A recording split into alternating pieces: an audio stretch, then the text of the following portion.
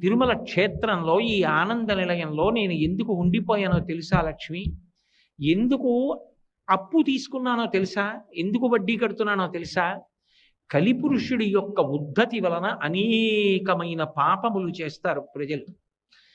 ఆ పాపములు చిన్న చిన్నవైతే వాళ్ళ కార్యక్రమాలను ఇబ్బంది పెట్టనటువంటి చిన్న చిన్న రోగములుగా పోతుంటాయి. కానీ అసలు పెద్ద పెద్ద పాపములైతే ఏం చేస్తాయంటే, ఏ కార్యములు చేయడానికి శక్తి లేని స్థితిలో ఆ పాపము బాధ పెడుతుంది. పైగా ధనం విశేషంగా క్షయమైపోతుంది. గొప్ప బాధని శరీరంలో పొందుతూ ఉంటాడు. దానివలన ఎన్ని ఉన్నా మనశ్శాంతి ఉండదు. అటువంటి రోగముల చేత బాధపడుతూ ఉంటారు.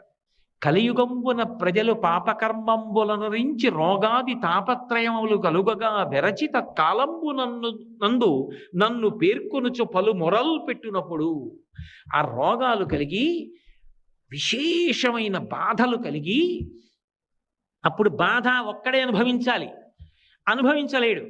అప్పుడు ఏం చేస్తాడంటే నన్ను తలుచుకుంటాడు. ఏడుకొండలవాడ, వెంకటరమణ, ఆపద ముక్కలవాడ, అనాథ రక్షక, నన్ను కాపాడవయా స్వామి, నిలువు దోపిడీ ఇస్తానంటాడు. నేను వింటాను. విని నేను ఇక్కడ లేకపోతే ఎలా? విని వాని పాపంబు ద్రవ్యంబుకై ఆకర్షణంబు చేసి వాడు చేసిన పాపాన్ని ద్రవ్యము మీదకే ఆకర్షణ చేస్తాను.